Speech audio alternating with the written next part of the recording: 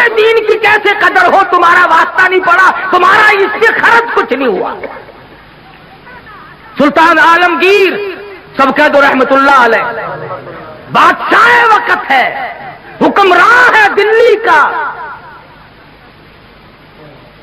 در خیبر سے لے کر چاٹاگاؤں کی پہاڑیوں تک سلطان عالمگیر کی بادشاہت ہے، مگر دیندار اتنا ہے، توجہ کرنا، بادشاہ عالمگیر کو مدنی کریم صلی اللہ علیہ وسلم کی 5000 حدیثیں زبانی یاد تھی۔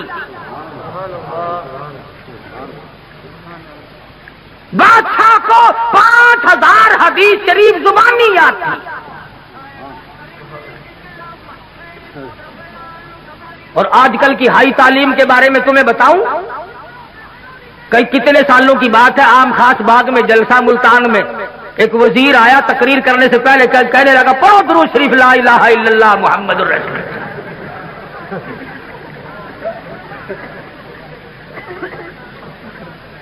تعلیم بہت ہو گئی ہے۔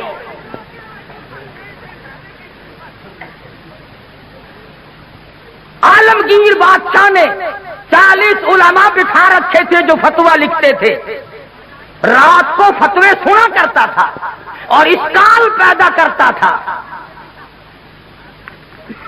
ملا جیون رحمت اللہ علیہ عالمگیر کا استاد ہے، انتقال کر گیا، میں نے اور آپ نے بھی مر جانا ہے۔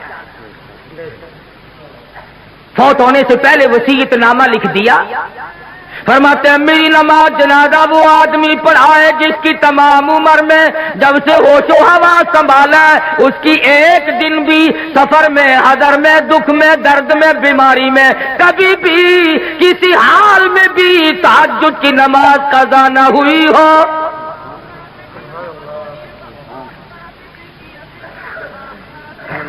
دلی کی جامع مسجد کے سامنے جنازہ رکھا ہے، سارا دن بیت گیا، علماء موجود ہیں، محدثین موجود ہیں، مفتی موجود تھے، قاری موجود تھے، قاضی موجود تھے، مگر کوئی جنازہ پڑھانے کی جرت نہیں کرتا۔ کبھی نہ کبھی دکھ میں، درد میں، شادی میں، غمی میں تہجد کی نماز چلی جاتی ہے، کوئی جرت نہیں کرتا۔ عصر کا وقت ہوا، بادشاہ عالمگیر استاد محترم کے جنازے کے قریب پہنچا اور منہ سے کپڑا اٹھا کے کہنے لگا او اللہ والے تجھے کیا ملا؟ دنیا سے جاتے جاتے میرا راز کھول گئے۔ میں سمجھتا ہوں، جانتا ہوں کس کے بارے میں لکھ کے گئے ہو، کسے حکم دے کے گئے ہو، مگر اے اللہ والے یہ تو بتا، میری تمنا تھی، میری آرزو تھی کہ تیرے سوا، میرے رب کے سوا کوئی نہ جانے میں کیسا ہوں۔ والذین یبیتون لربہم سجدا وقیاما، وہ لوگ کتنے کامیاب ہیں جن کی راتیں سجدہ اور قیام میں بیت جاتی ہے۔ امن ہوا قانت آناء اللیل۔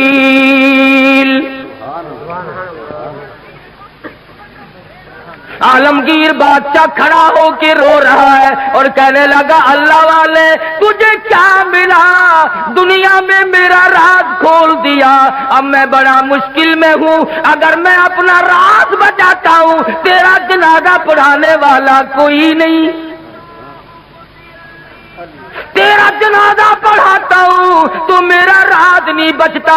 اللہ والے میں مصیبت میں آ گیا ہوں، میری تو بڑی تمنا تھی میرے رب کے سوا کوئی نہ جانتا میں کیسا ہوں۔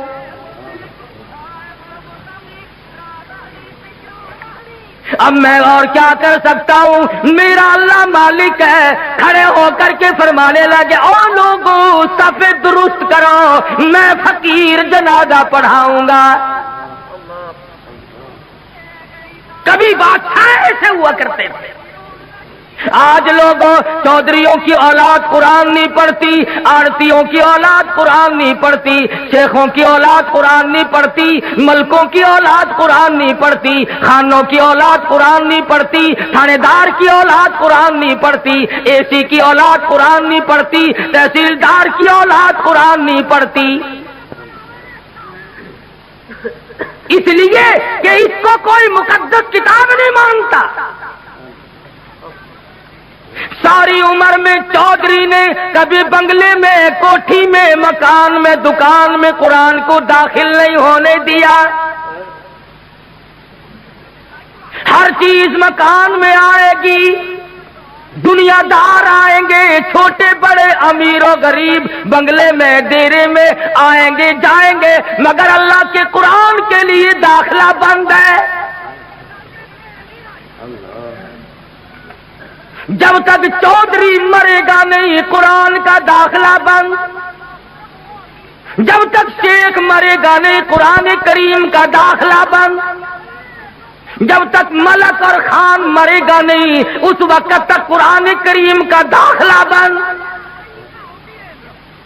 جب مر جائے فوراً داخلہ کھلتا ہے۔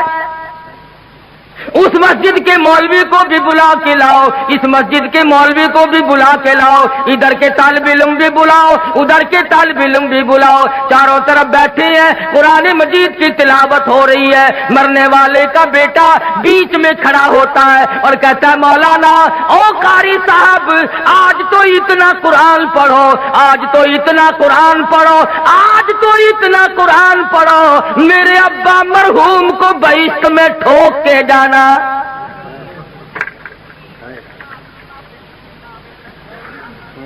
داخلہ تو ملنا نہیں، ٹھوکنا ہی پڑے گا۔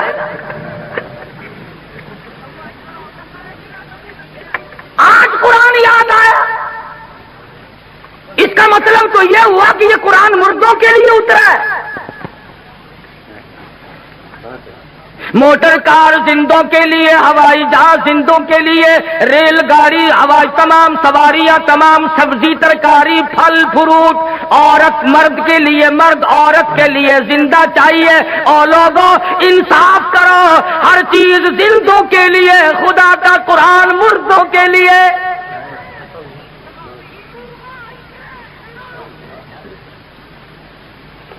پڑھنا چاہیے جی، بڑا ثواب ہے جی، بڑا ثواب ہے جی، جتنا قرآن پڑھ سو قبر چڑھ۔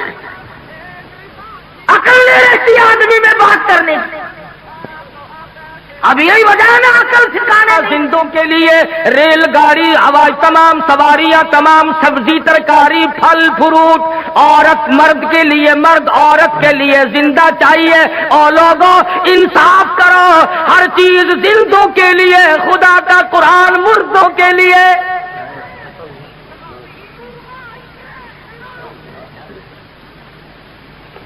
پڑھنا چاہیے جی، بڑا ثواب ہے جی، بڑا ثواب ہے جی، جتنا قرآن پڑھ سو قبر چڑھ۔